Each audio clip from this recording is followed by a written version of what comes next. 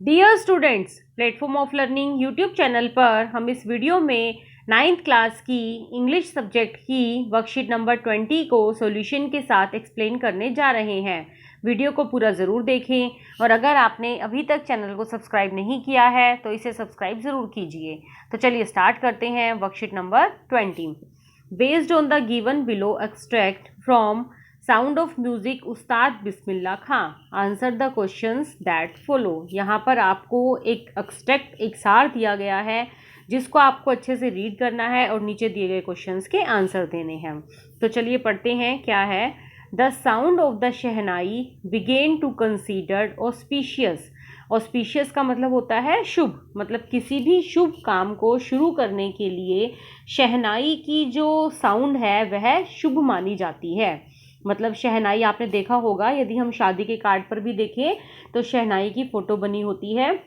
तो कोई भी शुभ काम शुरू करने के लिए शहनाई की साउंड को अच्छा माना जाता है। And for this reason it is still played in temples. यही कारण है कि टेम्पल में भी शहनाई बजाई जाती है। And in an indispensable component of any north Indian wedding. Indispensable का मतलब है अति आवश्यक।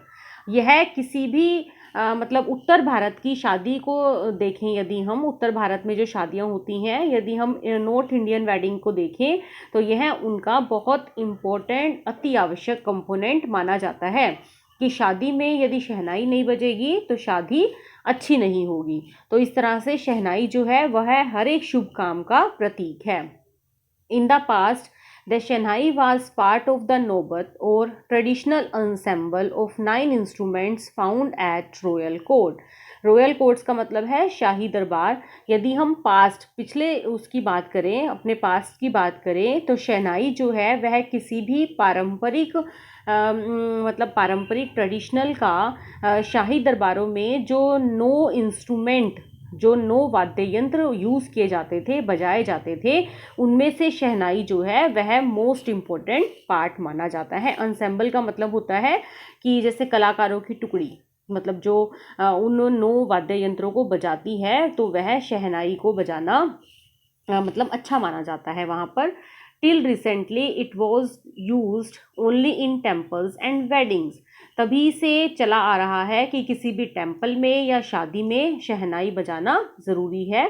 तभी से मतलब यह परंपरा है। The credit for bringing this instrument on to the classical stage goes to Ustad Bismillah खां। और इस इंस्ट्रूमेंट को क्लासिकल स्टेज तक ले जाने का जो श्रेय जाता है वह उस्ताद बिस्मिल्लाह खां को जाता है कि सबसे पहले उस्ताद बिस्मिल्लाह खां ने शहनाई को क्लासिकल स्टेज तक लेके गए थे। As a 5-year-old, Bismillah Khan played gilli danda near a pond in the ancient estate of दमरान in Bihar. मतलब बिहार के एक दमराव एंशंट स्टेट है, वहाँ एक वहाँ की स्टेट है। वहाँ पर जब वह 5 साल के थे बिस्मिल्लाह खां, तब वहाँ पर एक तालाब के पास गिल्ली डंडा खेल रहे थे। He would regularly go to the temple go to the nearby Bihariji temple to sing the Bhojpuri Cheta, at the end of which he would earn a big laddu weighing 1.25 kg, a prize given by the local Maharaj. और वह मतलब जब वो बिस्मिल्लाह खां 5 साल के थे, वह एक तालाब के पास गिल्ली डंडा खेल रहे थे।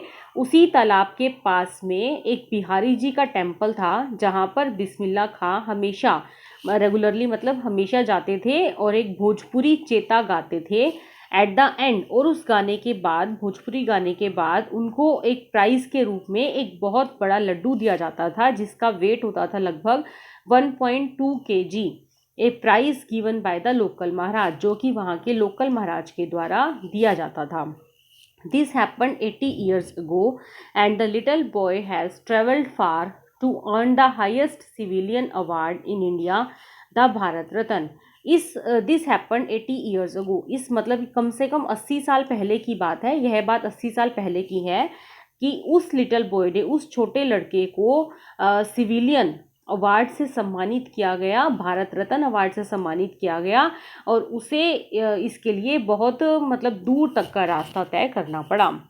मतलब उसने बहुत मेहनत करी, बहुत अपनी लगन से, अपनी मेहनत से, अपने हुनर से, हम कह सकते हैं कि इतनी मेहनत करने के बाद उसे सिविलियन अवार्ड, इंडिया का जो सिविलियन अवार्ड है भारत रत्न, उसे सम्मानित किया गया।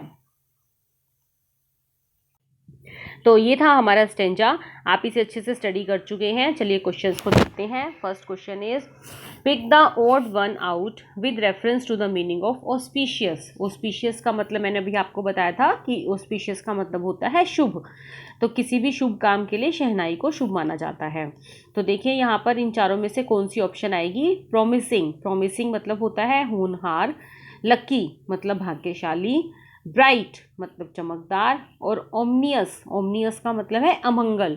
तो देखिए यहाँ पर शुभ के लिए बाकी सब पॉजिटिव वर्ड्स दिए गए हैं, जैसे भाग्यशाली, होनहार, चमकदार, लेकिन अमंगल जो वर्ड है वह ऑस्पिशियस के अकॉर्डिंग ठीक नहीं है। तो यहाँ पर आप ऑप्शन नंबर 4 को टिक कीजिए कि option number 4 odd one out है। Next is shehnai is an indispensable component of any north Indian wedding. It implies that, indispensable का मतलब है अति आवश्यक। शहनाई को नॉर्थ इंडियन वेडिंग का अति आवश्यक इंपॉर्टेंट कंपोनेंट माना जाता है। तो क्यों? The occasion is incomplete without the music of shehnai, क्योंकि शादी का जो फंक्शन है वह शहनाई के म्यूजिक के बिना इनकम्प्लीट होता है। The picture of shehnai are displayed on the venue, क्योंकि वेन्यू में उसकी फोटो बनी हुई होती है। It is gifted as a kind gesture to the guest attending the function, यह उनके लिए एक काइंड जेस्टर की बात है। या फिर the story of its origin is संग and shared by the people. तो इसमें आप ऑप्शन नंबर फर्स्ट को टिक कीजिए कि शादी का जो फंक्शन है वह शहनाई के बिना, शहनाई के म्यूजिक के बिना इनकम्प्लीट होता है। Next question number third, choose the option which is the closest to the context in which the word ensemble is used in the extract. ensemble का मैंने अभी आपको बताया था मतलब क्या होता है, कलाकारों की टुकड़ी। तो देखिए, inclusion of bangles in the ensemble complemented her classic look. The performance of Tiara ensemble dancers was magical. The new couple wanted to get their stationery ensemble done by Diamond Invitation Company. या फिर the child's choir and the instrument ensemble were appreciated by one at all. तो अगर हम देखें कि कोई भी यदि हमें क्लासिकल लुक कंप्लीट करनी है तो जैसे वह बैंगल्स के बिना पूरी नहीं होती, तो उसी तरह से अनअसेंबल का मतलब यहाँ पर है कि the inclusion of bangles in the ensemble complemented her classic look. तो आप यहाँ पर ऑप्शन नंबर 1 को टिक कीजिए। Now next is question number 4, given below are the qualities of Ustad Bismillah Khan reflected in the extract, pick the options which list them correctly. Punctual बिल्कुल ठीक है, उस्ताद बिस्मिल्लाह खां punctual थे। ग्रीडी लालची नहीं थे। मोटिवेटेड थे, हार्ड वर्किंग भी थे। आइडल मतलब कामचोर नहीं थे। तो यहाँ पर आप ऑप्शन नंबर 1, ऑप्शन नंबर 3 और ऑप्शन नंबर 4 को टिक कीजिए, तो वो ऑप्शन नंबर सी में है। Next, choose the code that goes well with the given extract. यहाँ पर आप ऐसी एक्सट्रैक्ट को टिक कीजिए जो इस मतलब ऐसी कोड को टिक कीजिए जो इस एक्सट्रैक्ट के अकॉर्डिंग है। There are no shortcuts to any place worth going, Beverly Sills ने बोला है। नेक्स्ट है, we must become the change we want to see, Mahatma Gandhi.